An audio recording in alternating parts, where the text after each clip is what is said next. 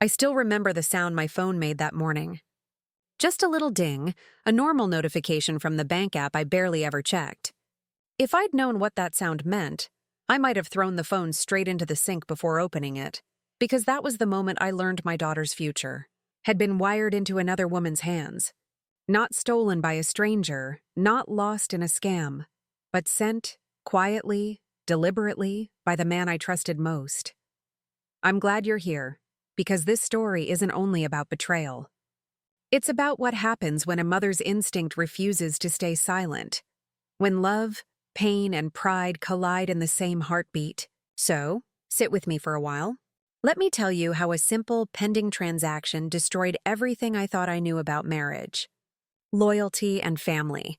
We live in a small town just outside Columbus, Ohio, the kind of place where the biggest gossip usually revolves around whose kid made the honor roll or who left their trash cans out too long.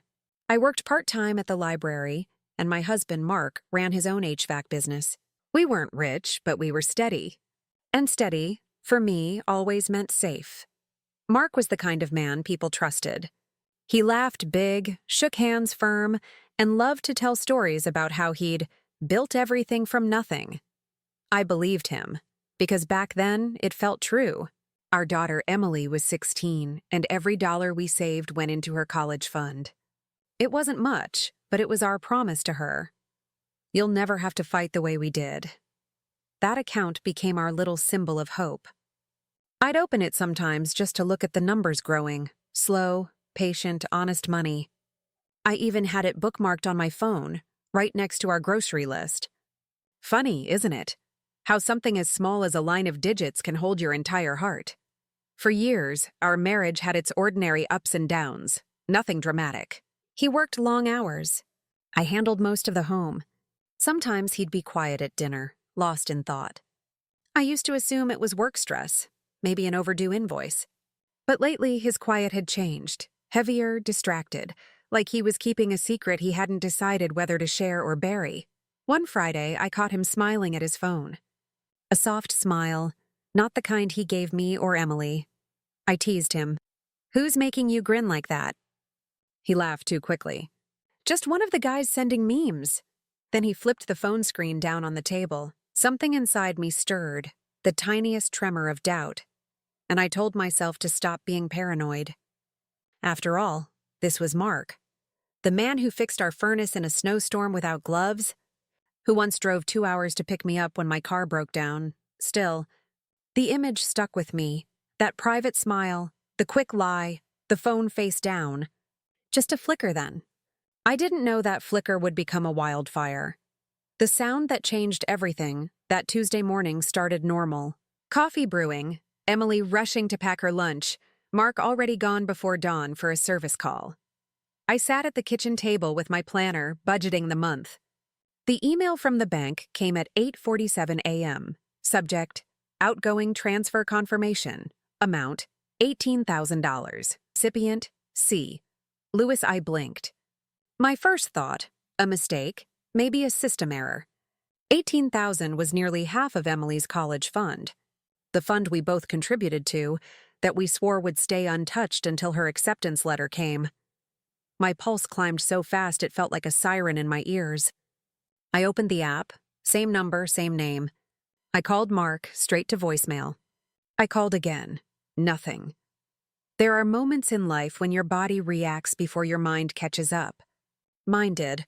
My hands started shaking. My breath turned shallow. Every sound around me, the fridge hum, the ticking clock, faded into a kind of ringing silence. The desperate rationalizing. I wanted to believe there was a good reason. Maybe he invested in something. Maybe he lent money to a friend in trouble. Mark had always been impulsive with generosity. I told myself, don't jump to conclusions. You'll embarrass yourself when he explains it. But inside, that explanation had already begun to crumble. C. Lewis. Who was she? A customer? A business partner? Why wasn't it a company name? By the time he came home that evening, I'd rehearsed how to bring it up gently. Dinner was on the table. Chicken casserole, his favorite. He kissed my cheek, complimented the smell, and acted like nothing in the world was wrong. And that was the first moment I realized something truly was. Because when you love someone, you can sense when their peace is pretending. A heart split between fear and fury. That night, lying next to him, I couldn't sleep. The glow of his phone screen lit the ceiling in faint pulses. I stared at that light like it might confess something to me. Half of me whispered, "Wait, maybe it's innocent. Don't destroy your marriage over paranoia." The other half hissed, "He used your daughter's future money. That's not an accident." I turned away from him and stared out the window, watching the tree branches move like slow waves. Somewhere between anger and heartbreak, a cold thought settled in.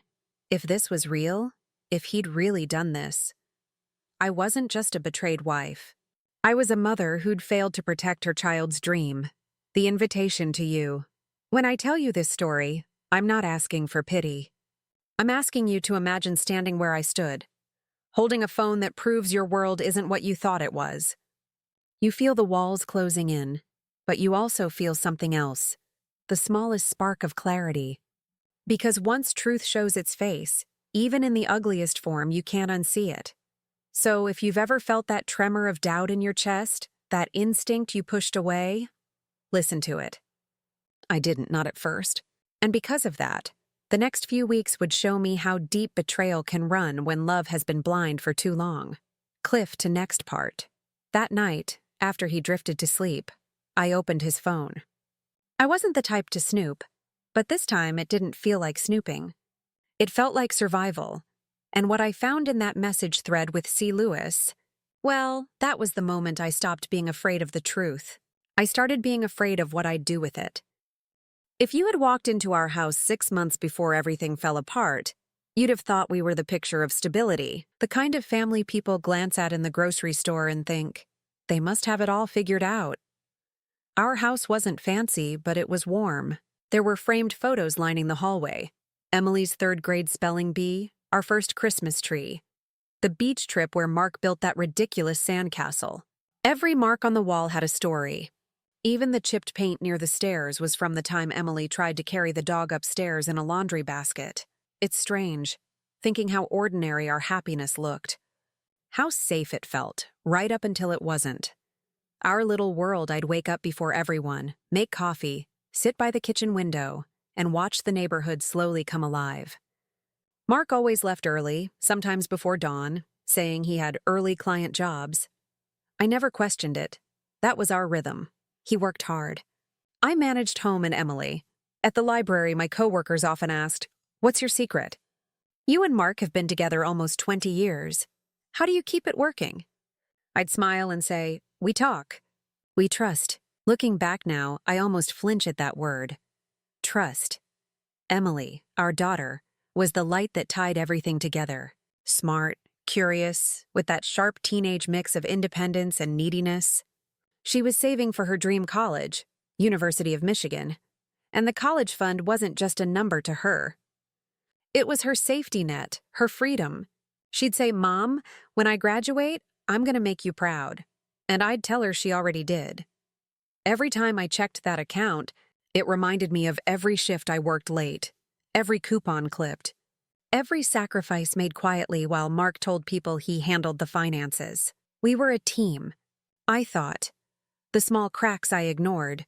The first subtle warning came months before the transfer. So small, I brushed it off. Mark started working longer hours. At first it made sense. Shvac season picks up in spring. He'd come home tired, smelling of insulation and metal, his hands rough and calloused.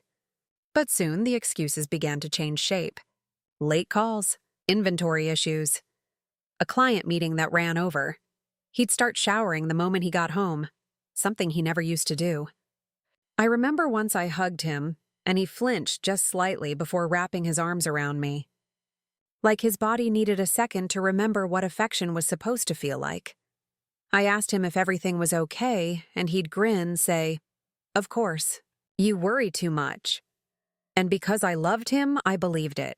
Because the truth is, when you've built a whole life around someone, your heart learns to make excuses faster than your mind can ask questions. The calm that wasn't real. I think sometimes marriages go quiet long before they fall apart. There's this illusion of peace, The dinner conversations that skim the surface, the polite smiles, the unspoken agreements not to dig too deep. We had become experts at pretending everything was fine. Our Sundays were sacred. Church in the morning, pancakes after. Mark always liked to sit at the corner booth by the window, the same place every week. He'd order coffee, I'd get tea, and Emily would scroll through her phone, pretending not to notice her parents being disgustingly affectionate. But even in those moments, something in his eyes had changed.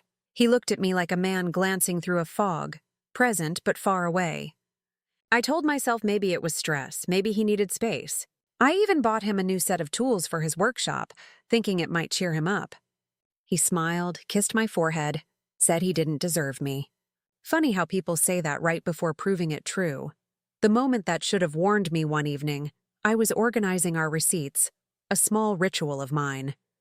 I noticed an unfamiliar charge on the business card. A boutique hotel downtown, the kind with dim lighting and those ridiculous $12 lattes.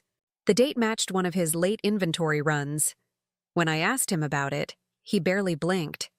Said it was for a client's HVAC system inspection, that they covered his lunch, but he had to put the bill on his card. I nodded, pretending to buy it, and tucked the receipt into a folder labeled business expenses. But it bothered me.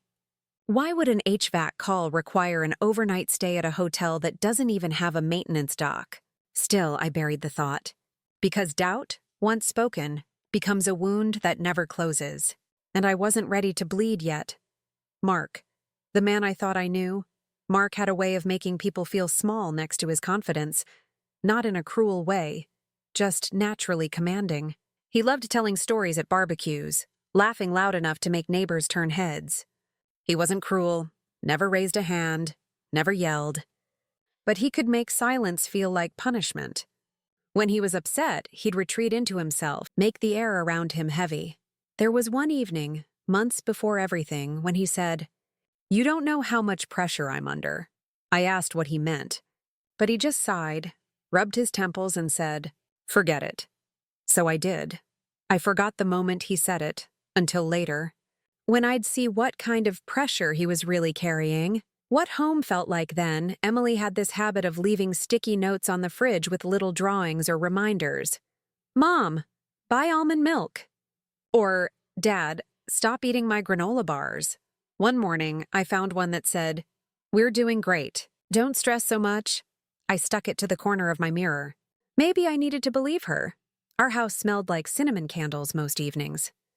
I'd cook, Mark would come in halfway through, pour a glass of whiskey, sit at the counter, and talk about work, who was lazy, who didn't pay on time, who needed to get their act together. I'd nod, offer sympathy, laugh at his jokes. It was comfortable, familiar. If I close my eyes now, I can still see that version of us. Him rolling up his sleeves, Emily laughing from the living room, the dog scratching at the back door. A life I thought was ordinary, but was really borrowed time. The small lie that started the avalanche one night, about a week before that bank alert, I asked if we could go over the budget together. He froze, just for a second, then said, "You handle the house stuff. I've got the rest." His tone was gentle but final. Then he kissed me on the forehead and changed the subject. It was such a small thing. A harmless moment, right? But that kiss felt like a curtain closing. Looking back, that was the last truly calm night in our house. After that, every laugh, every dinner, every good night felt just a little rehearsed. I think deep down, I already knew the truth was creeping closer. But you can't prepare for betrayal. You only recognize it when it's too late. Cliff to next part. The morning after that kiss, I'd find something small and ordinary that made the first real crack in my denial. A single receipt, a name, and the slow unraveling of everything I thought was love. The morning after that quiet kiss, I started cleaning out the glove compartment of Mark's truck. He'd asked me to drop it off for an oil change while he took Emily to school. It was supposed to be a 5-minute errand, nothing more. But inside that messy compartment, stuffed between old business cards and a half-melted pack of gum, was a folded hotel receipt. Not the same boutique one I'd seen before, another one. Same hotel chain, same city, different date, the total was for 2 nights. The signature at the bottom wasn't his usual scribble. It was careful, deliberate, almost neat.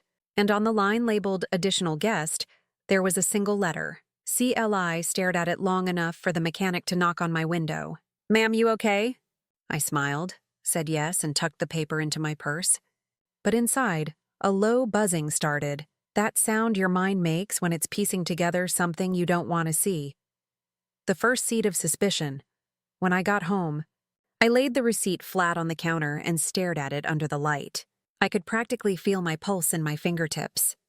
Part of me still wanted a rational reason, a client conference, a group booking, some mix-up.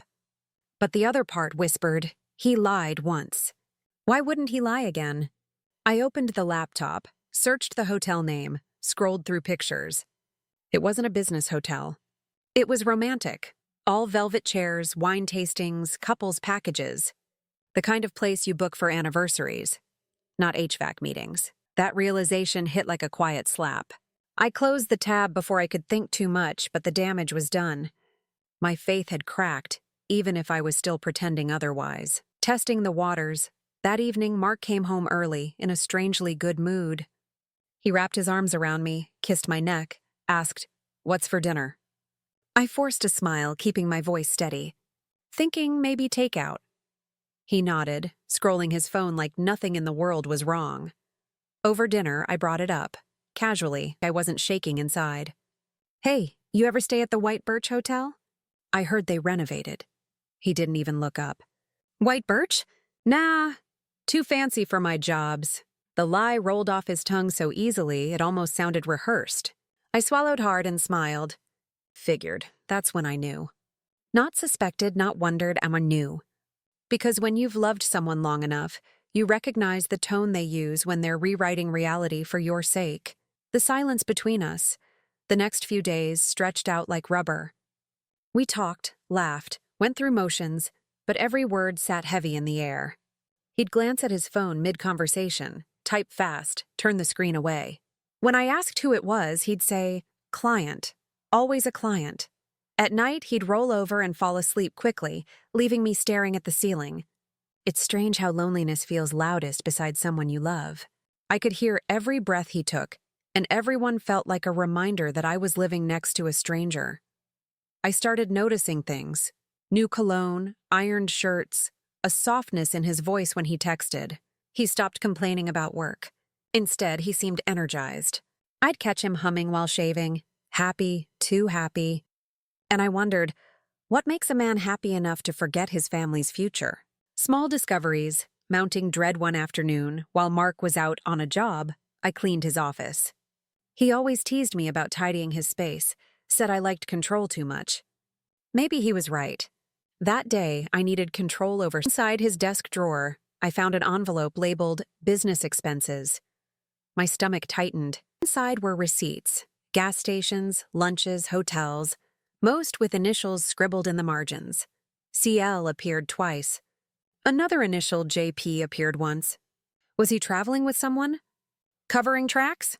I took photos with my phone, hands trembling, heart pounding so hard it hurt. This wasn't proof yet, not the kind you can confront someone with, but it was enough to make sleep impossible, the lie that almost worked. That weekend, he surprised us with dinner reservations, a nice Italian place we hadn't visited in years. He was charming, attentive, laughing at my jokes, telling Emily how proud he was of her grades. For a few hours, I let myself believe it again, that maybe I'd misread everything. Maybe CL was just coincidence. Then the waitress brought the bill. Mark reached for his wallet, and when he opened it, a small receipt slipped out. Hotel White Birch, same date as before. He froze for a split second, then calmly slid it back inside. But that tiny flicker of panic in his eyes confirmed everything. I excused myself to the restroom, locked the stall door, and leaned against the wall, shaking. My reflection in the mirror looked like a stranger. Eyes wide, face pale, breathing too shallow. That was the moment denial died. Because once you see the truth in someone's eyes, you can't unsee it. The question that wouldn't leave, who was C. Lewis? The name looped in my head like a song I couldn't shut off. I searched Mark's Facebook, nothing. Searched his company page, nothing. Finally, late one night, I typed C. Lewis Columbus HVAC into Google. Dozens of results appeared, mostly random until one caught my eye. A review for Mark's Business. Written by Cindy Lewis, 5 stars. 2 months ago. The comment read, "Professional and kind. Went above and beyond." My heart sank. A face smiled from the profile photo. A woman in her late 30s, hair dyed blonde, bright lipstick, posing beside a new air conditioner. She didn't look like a villain. She looked like a person who thought she'd found something special. That night, I didn't cry. I sat in the dark, scrolling through her photos, memorizing her face, her friends, her life. Every image felt like a tiny theft. Pieces of my world handed to someone else. A new fear, it wasn't just betrayal anymore. It was theft. Of money, of trust, of time I couldn't get back.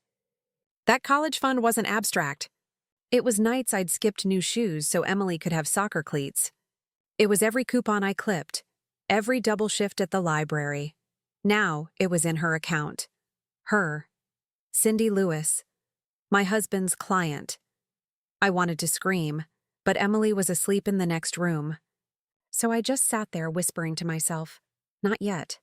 Don't explode yet. Find the truth first." What comes before confrontation, the next morning I pretended everything was normal. Made breakfast. Packed his lunch.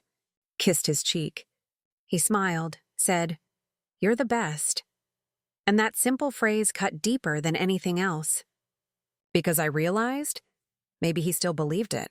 Maybe in his twisted mind, I was the best, the safe one, the constant, the fallback if his secret world ever collapsed. I watched him drive away, and for the first time in years, I didn't feel sad when he left. I felt focused. If he thought I was just the quiet wife who'd never notice, he was about to meet a side of me even I hadn't known existed. Cliff to next part that day, I decided to stop guessing and start knowing. So I called the bank. And when the woman on the other end confirmed exactly where that transfer had gone, the last piece of denial inside me shattered for good.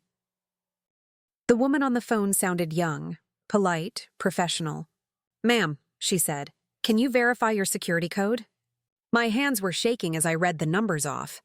She clicked her keyboard a few times, then said the words that made my blood run cold. "Yes, Mrs. Taylor. There's been a transfer of $48,500 from your joint savings to a personal account ending in 3221. Recipient name, Cindy L. Lewis." For a second, I thought I'd misheard her. "Can you repeat that?" I asked, my voice barely a whisper. She did, slowly, clearly. And there it was, Cindy L. Lewis. I thanked her somehow. My mouth said thank you, even though my brain had gone silent. When I hung up, my fingers went numb. The college fund I'd spent 15 years building, bake sales, couponing, working extra hours at the library, had vanished. Straight into another woman's account. I sank to the floor of the kitchen, the phone still in my hand, the hum of the refrigerator loud in my ears. I don't know how long I sat there. 5 minutes, maybe an hour. Time stopped meaning anything. The weight of realization. It wasn't just cheating anymore. It was betrayal with paperwork. Calculated. Intentional. He'd transferred the money electronically. Not a mistake, not a slip. A choice. I pulled up our bank app on my phone and stared at the transaction history. The date was 2 weeks before our anniversary. While I'd been picking out a card for him, he'd been wiring away our future. Every detail was there in black and white. Transfer to C.L. Lewis. The note line read, "Consulting fee." The words made me laugh, a bitter, hollow sound that didn't sound human. If betrayal had a smell, I could smell it then. Something burnt and metallic, like the air after lightning. Proof, ugly and undeniable, I needed to see it myself. So I drove to the bank. The teller, a sweet woman I'd chatted with for years, looked nervous when she pulled up our records. Her eyes flicked between the screen and my face. "Mrs. Taylor," she said softly, "I can print a statement for you, but are you sure you want to see this?" I nodded. She printed the pages, stapled them, and slid them across the counter like they were radioactive. Back in my car, I flipped through the pages. There were 3 transfers to the same account. Small ones first, $300, $700, starting 6 months ago. Then the big one. $4,800 he'd been funneling it slowly, testing if I'd notice. Like a thief learning his own wife's blind spots. And worst of all, there was a note attached to one of the smaller transfers. Happy birthday, gorgeous. My breath hitched. I covered my mouth, tears spilling out before I could stop them. He'd used our daughter's savings, to buy another woman gifts. The breaking point, that evening I couldn't look at him. He walked in the door, humming, kissed me on the cheek and asked what was for dinner. I said I wasn't hungry. He looked confused. You okay? I said yes, but my voice cracked. He shrugged it off, went to shower, and left his phone on the counter. I never used to check his phone. I thought it was disrespectful. But that night, something in me snapped. I picked it up. His passcode hadn't changed. He trusted my blindness too much. The first thing I saw was a message preview. Cindy. Can't wait to see you again, my love. Thank you for taking care of me. I opened the thread. Hundreds of messages, photos, voice notes. Good morning, baby. Miss your smell. There was one of her sitting in a new car. The car I now knew was partially paid for with my daughter's college fund. I scrolled and scrolled, feeling my pulse hammer in my throat. He'd called her his piece. He told her he felt alive again. And all the while, I'd been home, cooking dinner, budgeting, folding his shirts. The emotional breakdown, I went to the bathroom, turned on the faucet and cried into a towel. Not loud sobs, just quiet, shaking, gasping breaths that left my ribs aching. You don't cry like that for the man you lose. You cry for the years that suddenly mean something different. Every memory, every smile, every I love you now rewound itself into a lie.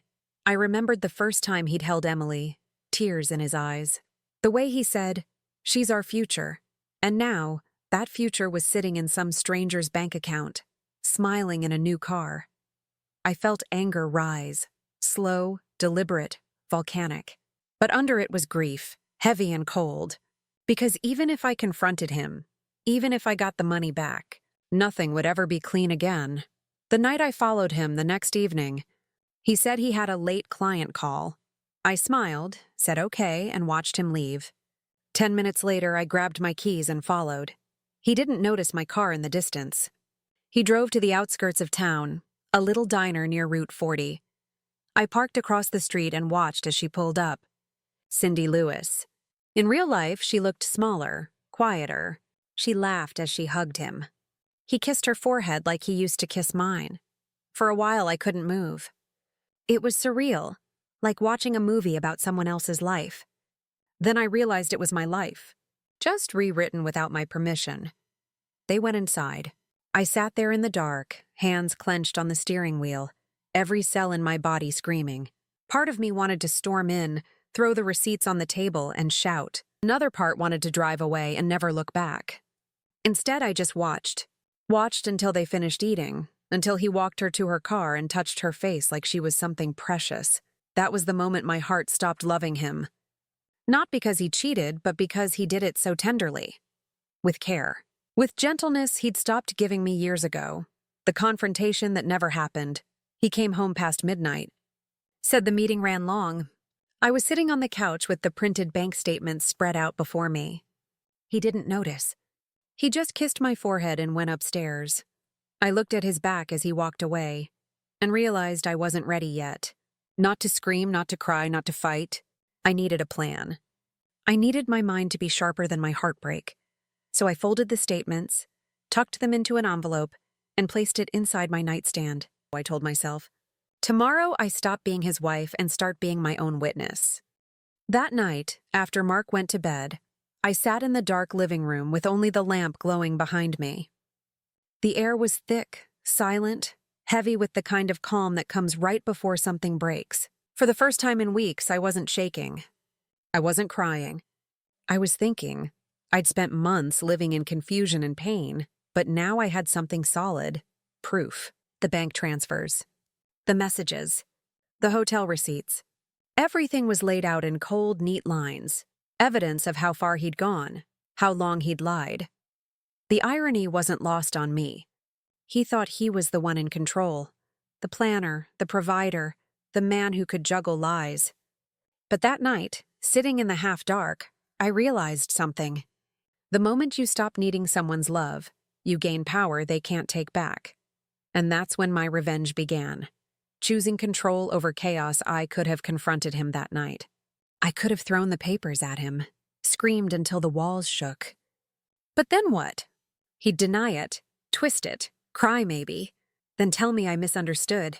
Men like Mark never confess because they think the truth is negotiable.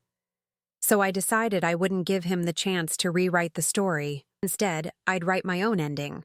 I took a notebook and started listing everything I knew.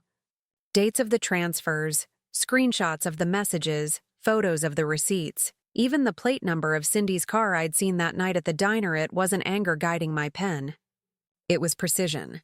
Each note I wrote made my heartbeat steady, my breathing calmer. This wasn't about punishment anymore. It was about reclaiming what was mine, and what was Emily's, the morning performance. The next morning, I played my role perfectly. I made breakfast like nothing was wrong. He joked about a coworker, asked if I could drop off dry cleaning. I smiled, nodded, even kissed his cheek on his way out. Inside, I was ice. The moment his truck turned the corner, I started making calls. First, the bank's fraud department. I told them I suspected unauthorized use of joint funds. They opened an internal review and froze the account pending verification. Then I called my cousin Rachel. She worked part-time at a local attorney's office. I didn't tell her everything, just said, I think I need to protect my daughter's savings. She said, come by after lunch, quietly. I packed the paperwork into a folder, dressed neatly, and went. For the first time in weeks, I walked with my head high. I wasn't the broken wife anymore. I was the mother who had a job to do. The first ally, Rachel, didn't ask questions until I handed her the bank statements. When she saw the name Cindy Lewis, her jaw tightened. Does he know you know? She asked. I shook my head. Good, she said. Then you have time. She helped me contact a lawyer, a woman named Margaret, calm, sharp, professional. Margaret looked over everything and said something that hit me like a bomb. You've done your homework. Don't confront him yet. Let's build the legal side first. She explained that because the money came from a joint account meant for our daughter, I could file a claim to recover it as misappropriation of family funds. It wasn't just betrayal now, it was a case. A legitimate, provable case.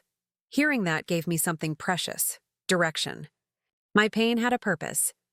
The secret routine for the next 2 weeks, I lived a double life. By day, I was still the same wife, cooking, chatting, smiling, pretending. By night, I was the silent architect of justice. I created a hidden email account, scanned every receipt, screenshot, and message. Stored them safely in cloud folders under neutral names like recipes and bills. I didn't want a single trace left on our home computer. Meanwhile, I started paying closer attention to him. His excuses, his roots, his late jobs. He was predictable, a creature of habit. Tuesdays and Thursdays always out late. Now I knew why. Sometimes when he kissed me goodbye, I felt nothing. No love, no hate. Just observation. I was studying him like evidence. A flicker of fear. One evening while he showered, his phone buzzed again. I didn't touch it. I didn't have to. The preview said enough. Cindy, can't wait for our weekend getaway. You really are my hero. Weekend getaway. I almost smiled. Perfect timing. He told me he had a 2-day job in Dayton. He'd even mentioned maybe staying overnight. That's when the idea hit me. Not to stop him, but to document everything. I texted Rachel, "Need help Friday." "Quiet kind," she replied instantly. "You got it." We arranged for a private investigator her firm sometimes used. Not for drama, for evidence. Pictures, timestamps, everything clean and undeniable. The calm before action Friday came. He packed his bag, kissed me goodbye, said, "Don't wait up." I nodded, smiling softly, thinking, "Oh, I won't." As soon as he left, I met Rachel and the investigator at a diner. We went over the details: car model, hotel name, schedule. The investigator nodded, confident. By that night, I'd have pictures. When I got home, the house felt strangely peaceful. For the first time in years, I didn't feel powerless there. I felt like it was mine again, not just a backdrop to his lies. I made tea, sat on the porch, and watched the sunset. It was quiet. Too quiet, maybe. But it was the kind of silence that heals. Reflection and resolve as I sat there. I thought about Emily. She was only 16, full of hope, so proud of her dad. How do you tell a daughter her father traded her future for someone else's lipstick? You don't, not yet. She deserved truth, but she also deserved stability. So I promised myself, I'll get the money back first. Then I'll decide what kind of truth she needs. I realized something else that night. I didn't want to destroy Mark. Not completely. I just wanted him to face the mirror he'd been avoiding. To feel, even for 1 second, the weight he'd dumped on me. That thought didn't feel cruel. It felt just. The emotional rhythm of planning. Over the next few days, I practiced my confrontation. Not the angry version, the calm one. The one that scares men like him more than shouting ever could. I imagined him coming home, seeing the photos, the statements, the messages printed in a neat folder. I imagined myself sitting across from him, voice steady, saying, "I know, and I've already taken care of it." Every time I pictured it, my breathing slowed. This wasn't going to be a fight. It was going to be a reckoning. The letter I never sent, that Sunday night while he was asleep, I wrote a letter. Not for him, for myself. It said, "You gave away what wasn't yours. You turned our trust into your playground. But the woman you betrayed built this life with her bare hands, and she's not done yet. Tomorrow you'll meet her for the first time." I folded the paper, placed it in my drawer beside the envelope of evidence, and smiled for the first time in months. Because tomorrow, everything was going to change. Cliff to next part. The next morning, the investigator texted me 3 photos. Mark and Cindy, together, arm in arm at the White Birch Hotel, smiling, happy, unaware that their last carefree picture would be the first page of my justice. Saturday morning arrived like any other. Sunlight spilling through the blinds, the smell of coffee filling the kitchen. But inside me, it wasn't a normal day. It was Judgment Day. The day I stopped being the quiet, forgiving wife and became the woman who finally looked him in the eye. Mark came home late Friday night from his so-called business trip. He tried to slip into bed quietly, thinking I was asleep. But I wasn't. I lay there still, breathing slow, waiting for morning, waiting for the right stage. Because confrontation, when done right, isn't a shout. It's a mirror. The calm setup when he came downstairs, I was already dressed. I'd made breakfast, eggs, toast, and his favorite black coffee. He smiled, kissed my forehead, and said, "You're up early." I nodded. "Yeah, we need to talk before Emily wakes up." Something in my tone made him pause. He frowned. "Is everything okay?" I gestured toward the dining table. "Sit?" He sat, still half smiling, thinking maybe it was about bills or house repairs. I placed a thick manila folder on the table between us. It was the one with the photos, the receipts, the bank statements. The entire map of his betrayal. The slow reveal. "Mark," I said softly. "You know what this is?" He blinked. "No, what's that?" "Evidence," I said, "of every lie you've told me in the past year." He laughed, a nervous, ugly sound. "What are you talking about?" So I opened the folder and spread the papers one by one. First, the hotel receipts. Then the printed messages. Then the photo. Mark with his arm around Cindy, both of them smiling in front of the White Birch Hotel. The timestamp was clear. Last Friday, 8:12 p.m., his face drained of color. He tried to speak, but no words came out. For the first time, he looked small. Not guilty yet, just scared. The controlled explosion. I leaned back in my chair, voice calm. "I know about Cindy Lewis. I know about the transfers. Every one of them. The money you moved from our daughter's college fund into her account." He shook his head, fast, desperate. "It's not what it looks like. She helped with a project. I was going to pay it back." "Stop!" My voice cut through the air like glass. "Do not insult me with another lie." "Not now." He froze. I pushed the printed bank record toward him. "There's no project, Mark. Just you, your mistress, and $48,500 that was supposed to belong to your daughter." His hands trembled. I was in a bad place, okay? You've been distant, and don't you dare blame me for your weakness. It wasn't a scream. It was low, steady, cold. He flinched anyway. I took a deep breath and looked him dead in the eye. You didn't just cheat on me. You stole from your child. That's not a mistake, Mark. That's character. His collapse. For a moment, the only sound was the clock ticking on the wall. He dropped his head into his hands. I messed up, he said, voice shaking. I'll fix it. I'll get the money back, I swear. I stayed quiet. He looked up, eyes wet. Please, don't do this. Don't ruin us. That word, us, hit me like a slap. There was no us anymore. He dismantled it piece by piece. I slid another document toward him, a copy of the legal notice my lawyer had prepared. I already spoke with an attorney. The bank's been notified. The account is frozen. His mouth fell open. You went to a lawyer? Yes. And unless you return every cent in the next 7 days, you'll be facing charges for misappropriation of family assets. The shock on his face was almost pitiful. He wasn't used to this version of me, the one who didn't cry or beg. The turning of the tables, he stood up suddenly, pacing. God, you're unbelievable. You're trying to destroy me. I stayed seated, calm. No, Mark, I'm trying to save what's left of our daughter's future. He slammed his hand on the table. I made one mistake. I interrupted softly. You made a series of choices. Then I pointed to the photo. That's not a mistake. That's a plan. For a moment, he was silent. Then, in a small, defeated voice, he said, She made me feel seen. I almost laughed. Then maybe you should have looked harder at the woman who built your entire life with you. The emotional blow? He started crying.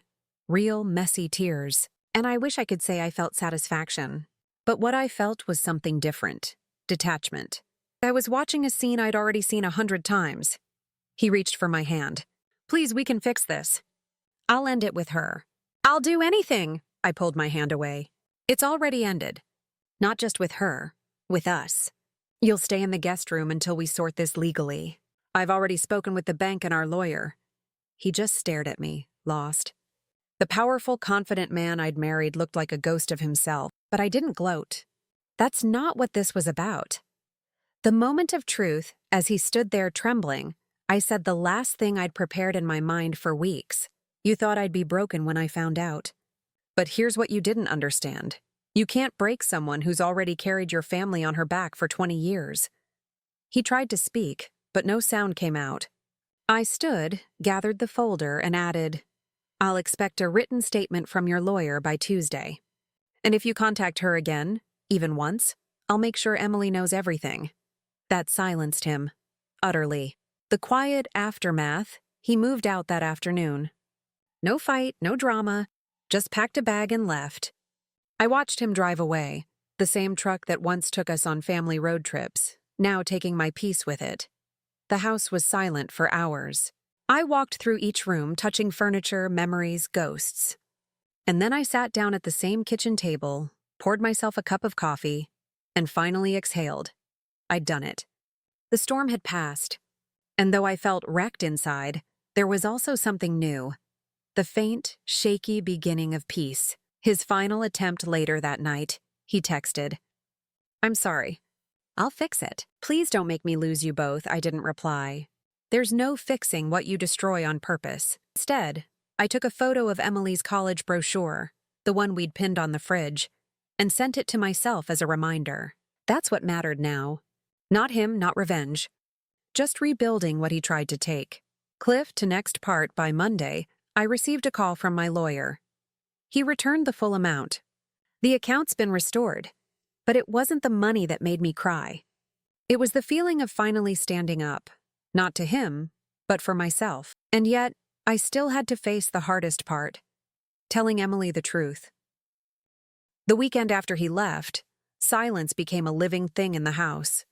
Not peaceful silence, the kind that hums, aches, and echoes off walls. I could hear it in every corner. In the way the refrigerator hummed too loudly, in the way the stairs creaked when I walked alone. For 20 years, I'd always known the rhythm of two people moving through this space, his shoes by the door, his jacket on the chair, his cough in the morning. Now, it was just me and the sound of my own breathing. And soon, I would have to break that silence with the one conversation I dreaded most, the one with Emily. Telling my daughter she came home from her friends that evening, happy and carefree. Her hair was messy, her smile unbothered. 17, on the edge of the future, untouched by the ugliness of adulthood. I almost wanted to keep it that way. But lies are like mold. If you let them sit, they grow in the dark. So after dinner, I sat her down in the living room. "Sweetheart," I said softly, "there's something I need to tell you. About Dad." She frowned immediately. "What's wrong? Is he okay?" I hesitated. I'd rehearsed this 100 times in my head, but no version made it easier. He made a mistake, a big one. He's been seeing someone else, and he took some of your college money to give to her.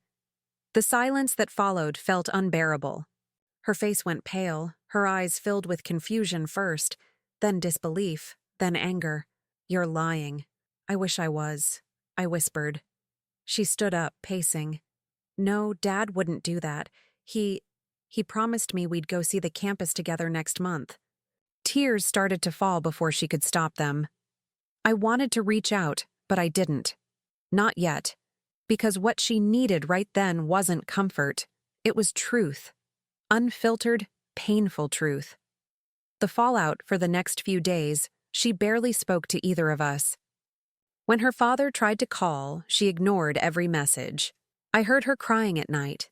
The kind of sound that breaks you because you recognize it. It was the same way I cried weeks earlier when I first saw those receipts. One night, I knocked on her door and found her sitting on the floor, hugging her knees. She looked at me, eyes red. "Mom, why would he do that? Doesn't he love me?" I sat beside her and said the only truth I knew. "He loves you, but he lost himself somewhere along the way. And when people lose themselves, they end up hurting the ones they love most." She didn't reply, just leaned against my shoulder and whispered, "I hate him." And though part of me wanted to defend him, for her sake, I didn't. Sometimes hate is the first step toward healing. Picking up the pieces a week later, the lawyer confirmed everything had been settled. The money was back in Emily's fund, the account secured, and the legal paperwork done. All that remained was time. I started working more hours at the community center. Keeping busy helped, and little by little, the house began to feel less like a tomb and more like my own space again. I changed the bedsheets, moved his things out of the closet, repainted the bedroom. Soft sage green, the color of calm. Every small change was a declaration. I'm still here. I'm still standing. Emily, too, began to thaw. One morning, she came downstairs, poured herself cereal, and said quietly, "I'll still go to college, right?" I smiled through tears. "Yes, baby, you will. I promise you'll get there." It was the first time we both smiled in weeks. His shadow lingers mark called occasionally, sometimes to check on us, sometimes to beg for another chance. I never raised my voice, never argued. I simply said, "Please direct any discussion through the lawyer." But the truth is, he wasn't my enemy anymore. He was just someone who'd made himself irrelevant, and that realization brought me more peace than anger ever could. One evening, I found an envelope in the mail. Inside was a handwritten letter from him. He apologized, in detail, not just for the affair, but for forgetting who he was supposed to be. He wrote, "You were always the steady one. I mistook your strength for indifference. I see it now, too late." I didn't reply, because forgiveness doesn't always require communication. Sometimes it's just choosing not to carry the weight anymore, finding peace. The following month, Emily and I visited her dream campus. As we walked through the tree-lined paths, she looked lighter. There was still pain in her eyes, but also pride. She knew how close that dream had come to being stolen, and what it took to save it. At one point, she turned to me and said, "Mom, I know you went through hell, but you didn't let it ruin me." "Thank you." I smiled, and for the first time, I realized the true victory wasn't revenge or money. It was this moment, standing beside my daughter, stronger than before. The quiet rebirth when we got home that evening. The sun was setting.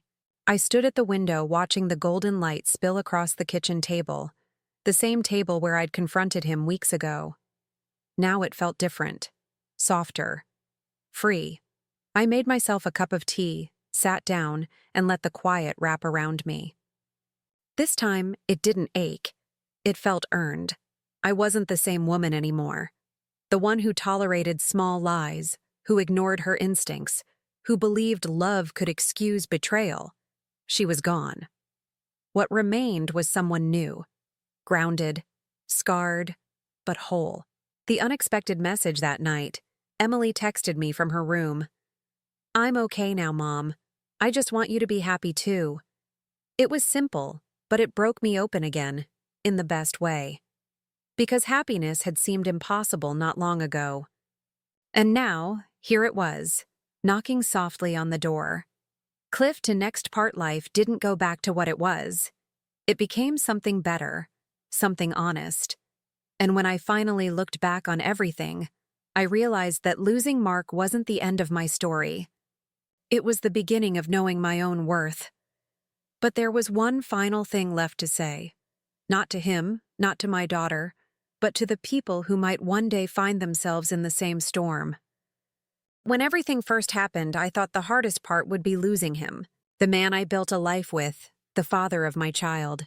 But as the days turned into weeks, I realized something I never expected. What I really lost wasn't him. It was the illusion of who I thought he was. And once that illusion was gone, what remained was truth. Painful, yes, but freeing, because truth, even when it shatters you, is what lets you rebuild your life honestly. The first morning of peace. I remember the first morning I woke up without checking my phone, without wondering what he was doing. The sunlight was coming through the curtains, and for the first time in months, I didn't feel dread sitting on my chest. It was quiet, and the quiet didn't scare me. I got up, made coffee, opened the window, and heard birds singing outside.